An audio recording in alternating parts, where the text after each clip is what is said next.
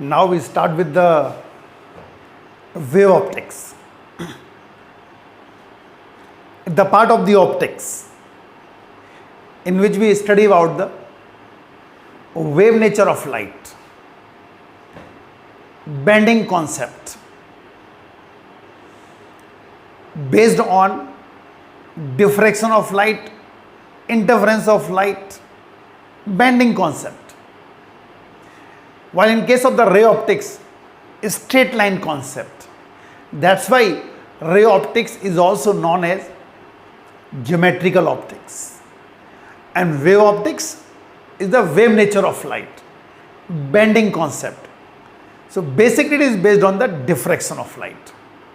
Clear? So in wave optics, first of all we discuss about the wavefront. Wavefront is a locus of all such particles that they vibrate in same phase at any instant, known as wavefront. The locus of all such particles that they vibrate in same phase at any instant, known as wavefront. Like is the point source. Waves moves with the speed of light. They moves in all possible directions. If we draw a circle of radius ct, so all the particles will reach on the spherical surface and they will vibrate in same phase. या तो सारे particle नीचे जा रहे होंगे या ऊपर आ रहे होंगे. This locus is known as wave front. बहुत सिंपल तरीके से जानो. आप एक पत्थर तालाब में फेंको तो एक रिंग बनती है, और रिंग कभी ऐसे नहीं दिखेगी आपको कि ऐसे बन रही हो, यहां से स्टार्ट हुई धीरे धीरे धीरे धीरे धीरे धीरे और ऐसे बनी. जैसे नहीं आप कोई, मैं व्हाट्सएप पे कोई पिक्चर भेजना चाहो तो वो धीरे धीरे सर्कल जो है ग्रीन होना स्टार्ट होता है, ऐसा नहीं है. एक साथ रिंग बनती है. आपको रिंग ऐसे बनती हुई नहीं दिखेगी कि धीरे धीरे रिंग बन रही हो. एक साथ बनती है. या तो सारे पार्टिकल्स नीचे गए होंगे या सारे पार्टिकल्स एक साथ ऊपर आए होंगे उस रिंग के. या तो सारे पार्टिकल्स एक साथ नीचे गए होंगे या एक साथ ऊपर आए होंगे. This locus is known as wave front. Clear? If the nature of source of light is point source, it will be spherical. तो wavefront समझ गए? Wavefront means locus of all such particles that they vibrate in same phase at any instant, known as wavefront. Okay? Now, types of wavefront.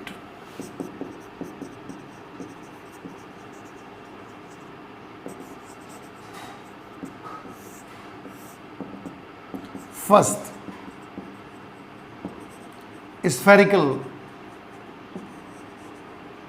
wavefront. ये spherical wavefront है. If the nature of source of light is point source, if nature of source of light is point source, it will be spherical. जैसे ये point source है, अब यहां से waves निकलना start होगी. So it looks like a sphere. That's why it is known as spherical wavefront. तो spherical wavefront के लिए जो necessary condition होगी, it is the nature of source of light should be point source. Okay? Second, cylindrical wavefront.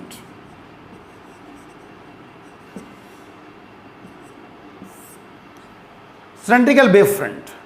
For cylindrical wavefront, the nature of sight or nature of the source of light should be narrow slit, like this.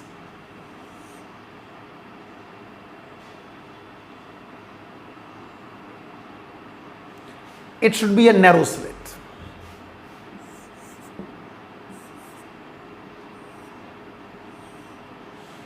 It should be a narrow slit.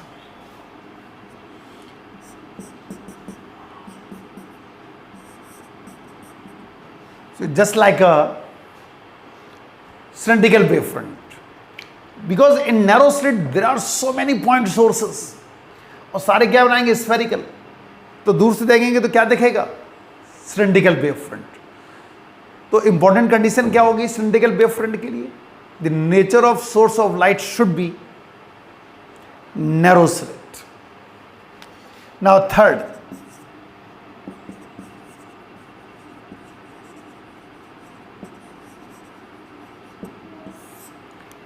Plane wavefront. For plane wavefront nature of source of light कैसा भी हो, चाहे वो narrow slit हो, चाहे वो point source हो, लेकिन source of light should B far away, दूर होना चाहिए. और जब ऐसा होगा, for example suppose it is a point source, अगर ये पॉइंट सोर्स है, दूर है तो रे ऐसे आ रही हूं, क्योंकि R equals to C into T, time बढ़ गया तो R बढ़ जाएगा. अब इसका एक छोटा सा पार्ट अगर कंसीडर करेंगे, it looks like a plane, so it is called plane wavefront. तो प्लेन वेवफ्रंट के लिए nature of source of light important नहीं है, टाइम फैक्टर इन्वॉल्व होना चाहिए. टाइम फैक्टर इंपॉर्टेंट है. It should be large. और ये कब लार्ज होगा? जब nature of source of light दूर हो, तो टाइम बढ़ेगा, रेडियस बढ़ जाएगी. एक छोटा सा पार्ट कंसीडर करेंगे, it just like a plane, so it is a plane wavefront. So these are the types of wavefront. Okay, तो वेवफ्रंट में फेज डिफरेंस 0 हुआ करता है, because all the particles vibrate in same phase. Clear? Now और जानो wavefront के बारे में.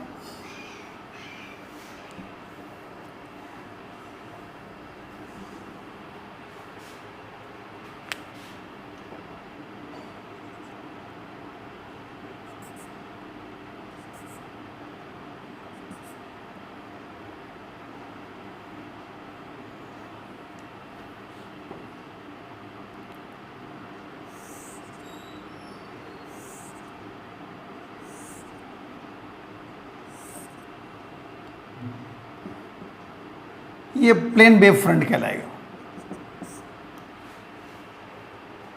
Is a plane wavefront. Clear? एक होता है डाइवर्जिंग वेवफ्रंट.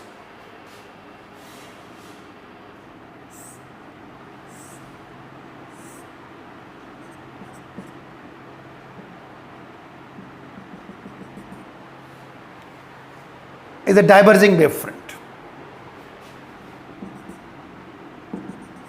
और diverging spherical wavefront.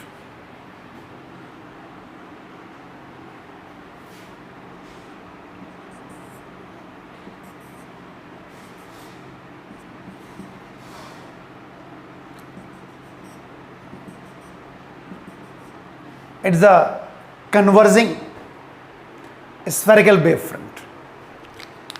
Is a plane wavefront. Is the diverging spherical wavefront at the converging spherical wavefront. ये 3 तरह के वेवफ्रंट भी हो गए. हम लोग डिस्कस कर रहे हैं behaviour of the prism, lens and spherical mirror towards plane wavefront.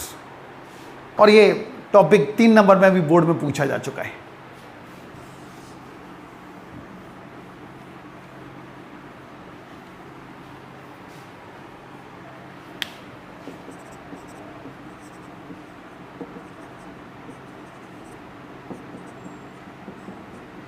Behaviour of prism, lens and spherical mirrors towards plane wave front, और ये बोर्ड में 3 मार्क्स में आ चुका है। ठीक, तो पहला केस लेके चल रहे हैं प्रिज्म का। We consider prism.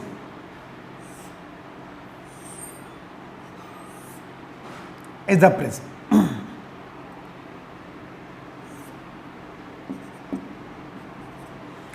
AB is a plane wave front.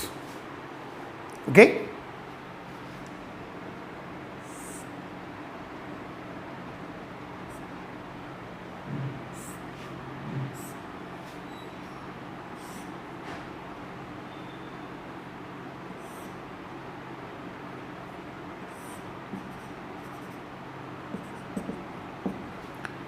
The incident wave front is the refracted wave front. ये बिहेवियर आएगा प्रिज्म का। कैसे जानो, इसका मतलब कंक्लूजन क्या मिलेगा वो बताते हैं आपको। ए के ए डैश कर दिया, इसको बी बी डैश कर दिया,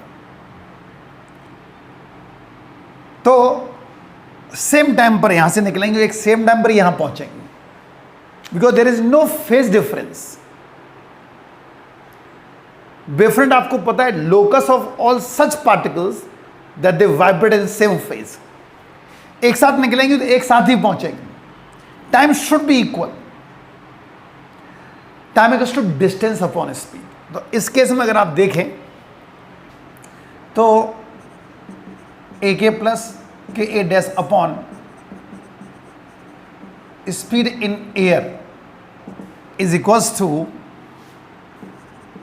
B B dash upon speed in medium. क्या कंक्लूजन मिला? कंक्लूजन ये मिला कि स्पीड ऑफ लाइट एयर में मैक्सिमम हुआ करती है, and if you change the medium speed of light will change. तो आप देखें जो रे बी से जा रही है वो maximum part of the prism cover कर रही है, मीडियम कवर कर रही है, जबकि जो के से जा रही है वो minimum part of the medium use कर रही है। इसीलिए ये जो डिस्टेंस है इट शुड बी लार्ज। तो इसलिए प्रिज्म का बिहेवियर ये बनेगा toward the wave front, toward the plane wave front. तो इस तरह का बनेगा, क्योंकि ये डिस्टेंस और ये डिस्टेंस मिला के इससे बड़ी होनी चाहिए, क्योंकि आपको पता है कि स्पीड ऑफ लाइट एयर में मैक्सिमम हुआ करती है और मीडियम में कम होती चली जाती है, एयर के कंपैरिजन में कम होगी। तो इसीलिए इसका नेचर यूं आएगा, जितने टाइम में कोई रे बी से बी डैश पहुंचेगी उतने ही टाइम में एक रे ए से ए डैश तक पहुंचेगी, और ये डिस्टेंस इससे कहीं ज़्यादा होगी, क्योंकि एक साथ पहुंचना होगा। There should be no phase difference. Clear? Now ये तो हो गया behaviour of the prism. Now discuss about the behaviour of lens. Lens का क्या बिहेवियर होगा वो डिस्कस करते हैं। देखिए इसके लिए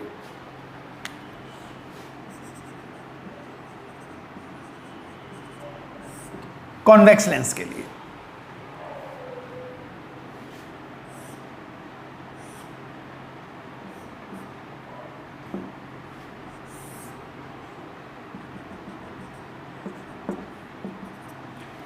AB is a plane wave front.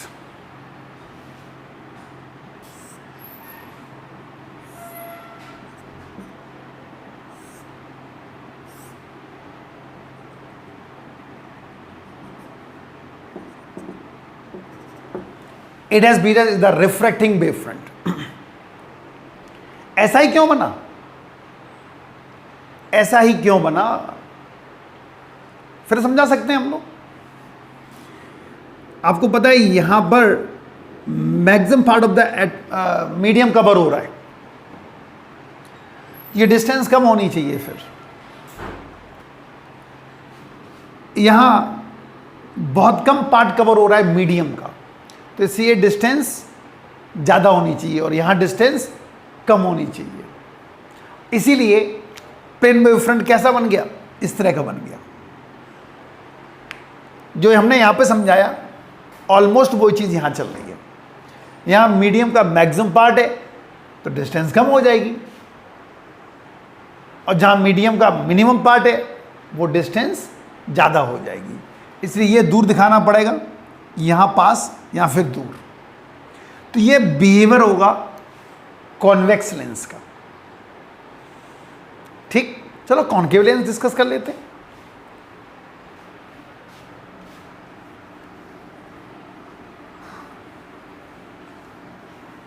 For concave lens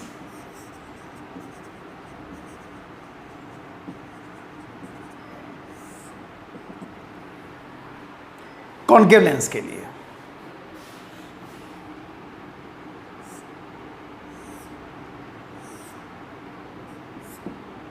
is the concave lens.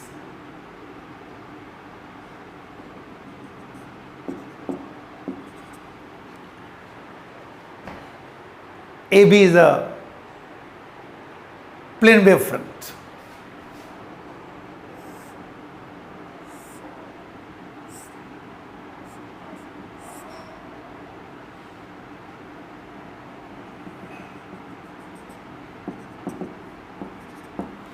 और अब इस तरह का नेचर आएगा रिफ्रैक्टिंग वेव फ्रंट का।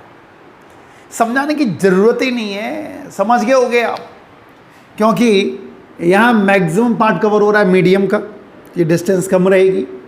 यहाँ मिनिमम पार्ट कवर हो रहा है मीडियम का, तो ये डिस्टेंस ज़्यादा रहेगी। टाइम सेम लगना है, there should be no phase difference.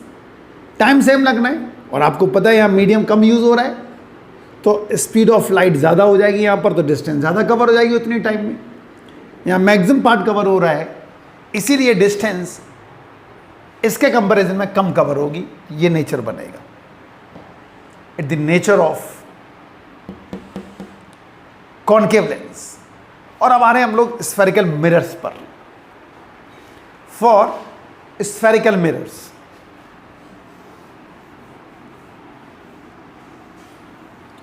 concave mirror,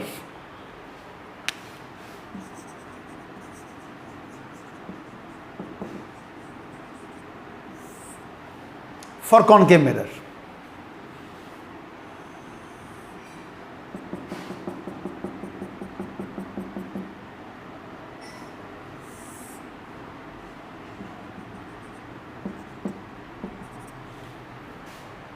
is a plane wave front.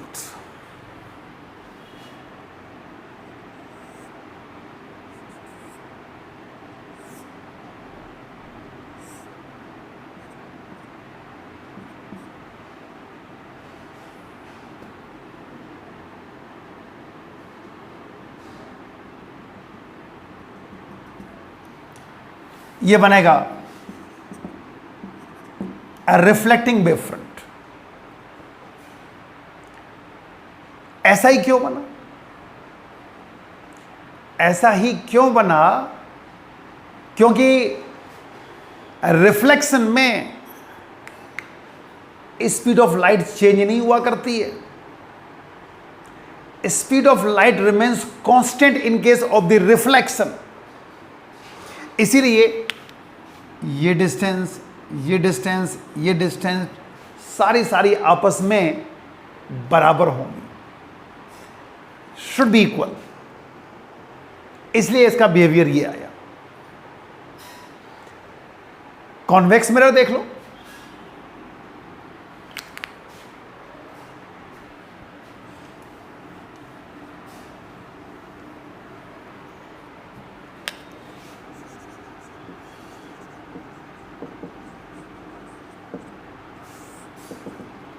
convex mirror.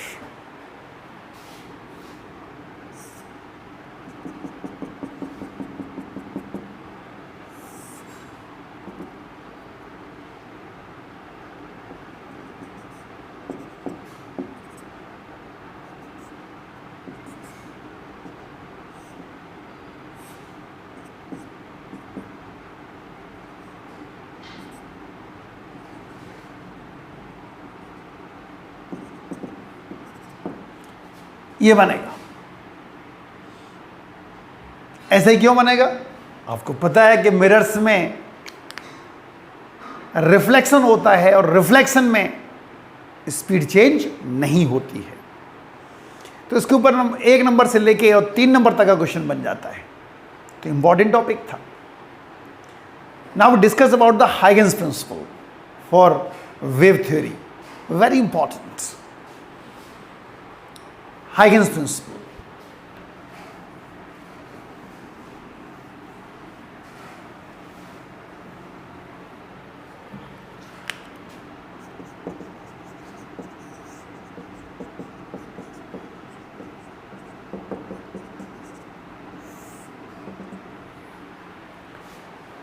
first,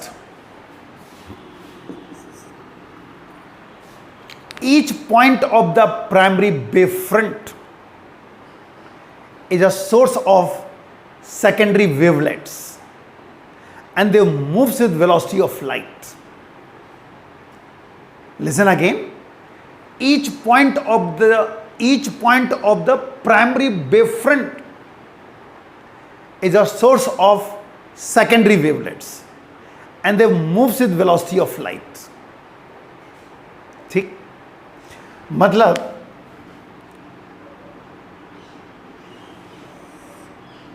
AB is a primary wave front, हर एक पॉइंट से वेव्स निकल रही होंगी। Each point is a source of secondary wavelets and they moves with velocity of light.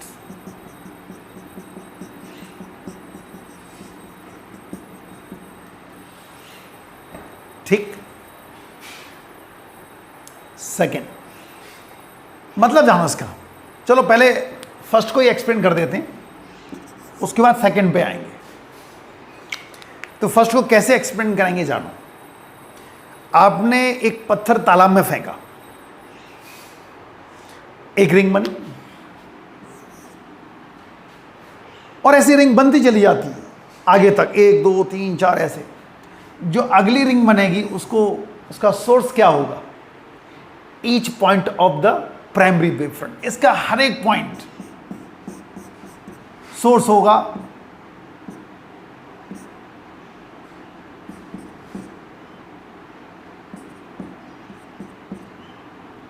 Secondary wavelet. जब अगली रे बनेगी, अगली रिंग बनेगी, उसके लिए सोर्स क्या होगा? अब ये प्राइमरी बन जाएगी।